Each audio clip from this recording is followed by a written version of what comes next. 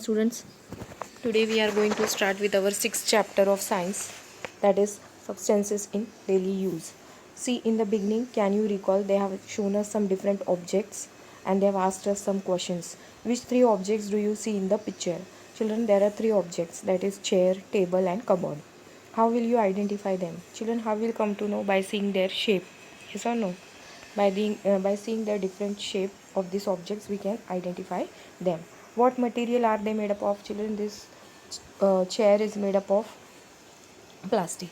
This or you can say wooden also. Then the second one, this table is say it is made up of wooden.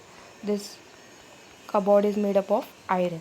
So these are the different materials, plastic, wood or iron, from which these materials are made. Then fourth one, they are saying, can any one of this material be used to make all the three objects?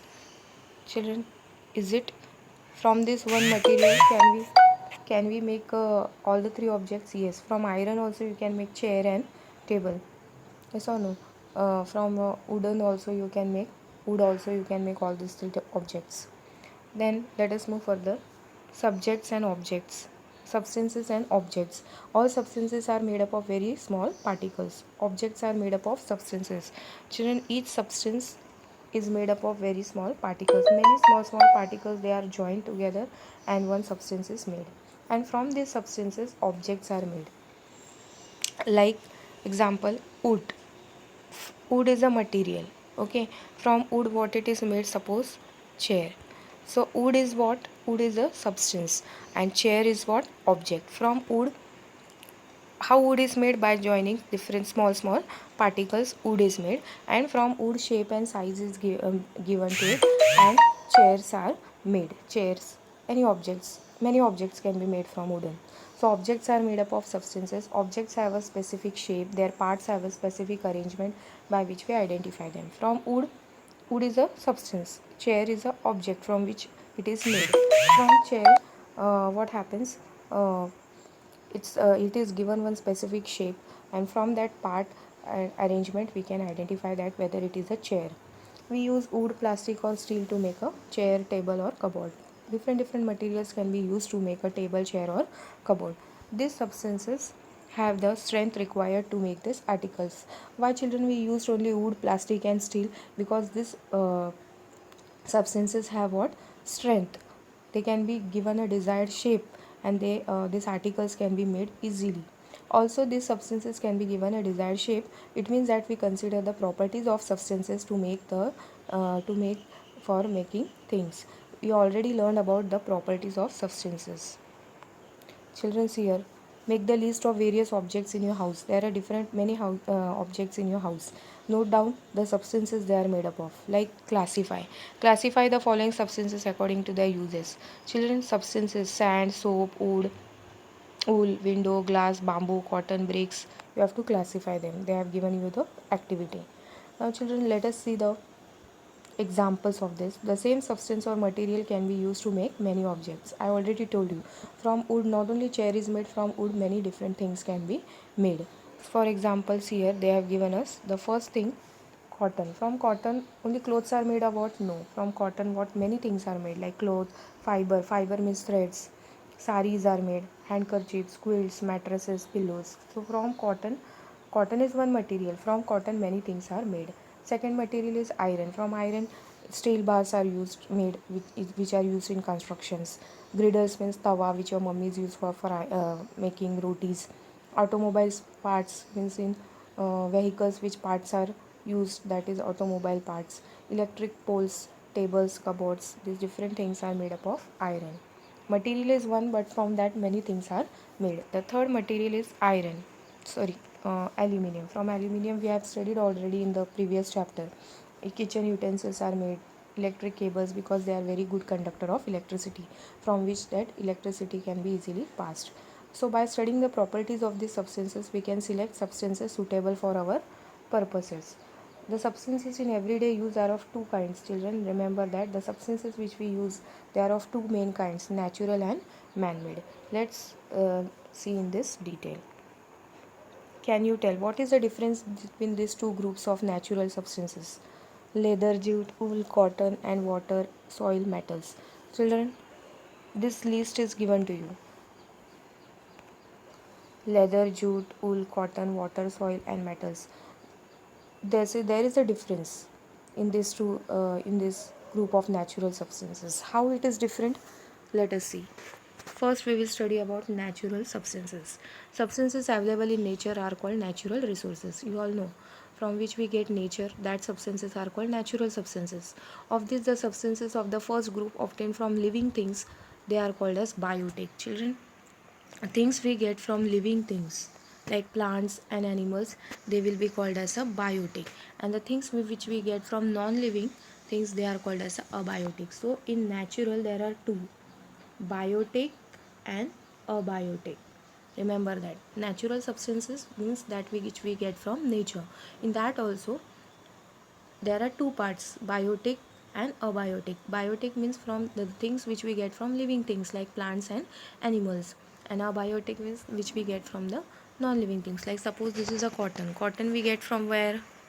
Cotton we get from plants, yes or no? Cotton we get from plant, that is why it is a living thing. Air we get from what? Air we get from air, soil, water we get from nature, but it will be considered under as a non-living thing. They are not living, so it will be coming under what? A biotic. Let's move. How are the leather and wool different, children, from jute and cotton? Children, leather and wool we get from animals. Again there are two parts, animal origin and plant origin.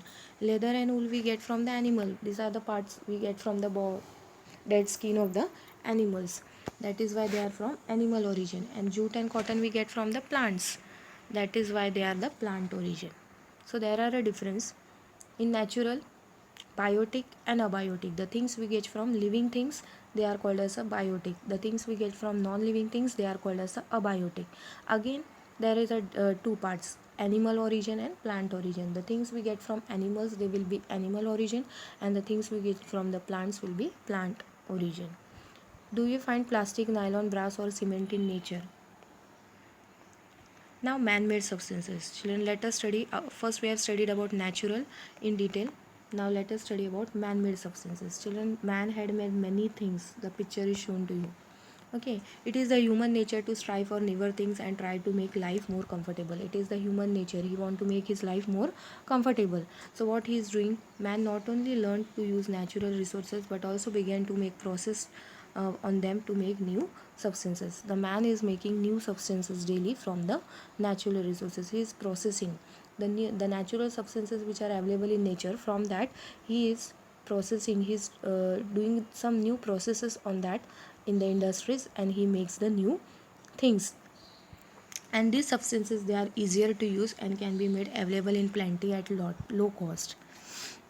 That is why the man is making its more use on a large scale. In the industries the process is done on that, and from that it is available in the market on a large scale, in a to a large population at a low cost. Then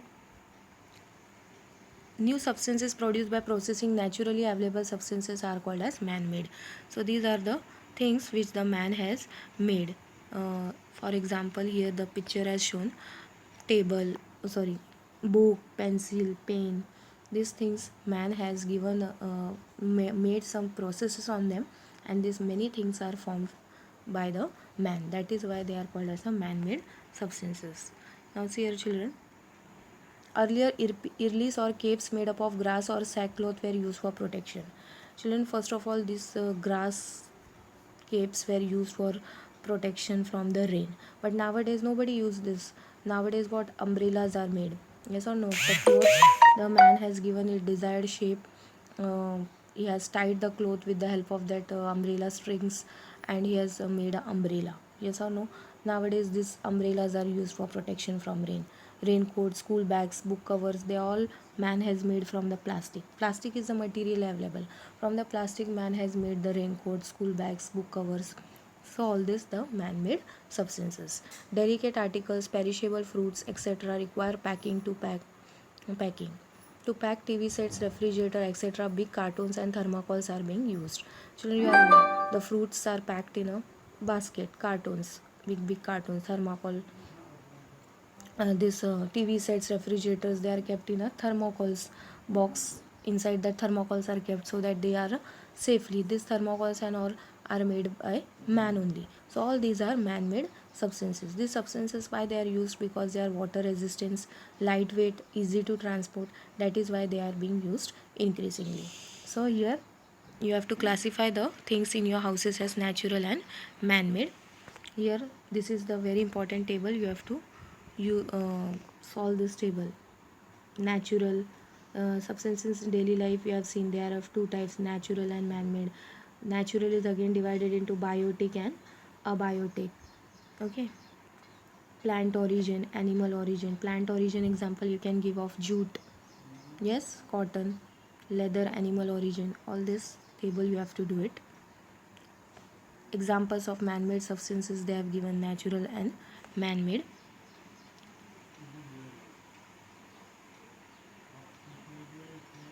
Glass can be made from sand and calcium carbonate. However, sand and calcium carbonate cannot be obtained again from the glass. Children, once the glass is made up of, you all know, sand. You have studied this. But again, the sand and calcium carbonate cannot be obtained once the glass is made. You must have observed green chilies or tomatoes turning red after some time. If your mummy keeps out for some time, a few days, you will observe that green chilies, what happened? They become red. But will the red will become green after some time? No. So while making man-made substances, the properties of constituents undergo a change. This change occurs due to a certain chemical reactions. These changes in the properties are permanent, that is original. It cannot be changed again. The red tomatoes cannot be made green now. Once the green is converted into the red tomatoes, what happens? The green one will not become a red one will not become a green. The change has become a permanent now. So such change which cannot, the red tomato cannot be made a green again. So this change is a permanent. That change will be called as a irreversible change. What it is called as? Irreversible change. Anything which we cannot convert back into the original one. New one we cannot convert it into old one again. That change is called as a irreversible. Best example of green chilies or tomatoes turning red after some time. They will not be converted into again into a green one. So these are called as irreversible changes. So here we have seen about natural substances and man-made substances. In the next part we will see about production of substance. In that, very important, how the rubber is produced and paper is produced. Two things we are going to see. And the third part we will see about some threads, nylon, rayon, these threads. So we will complete this chapter in 3 parts. Till then, revise your lesson till here. Natural substances, man-made substances. Natural we have seen, biotic, abiotic. Again it got divided into two, animal origin and plant origin. So revise your lesson till here. Do this table. In the next part we will see about rubber production and paper production. So till then, revise your lesson till here.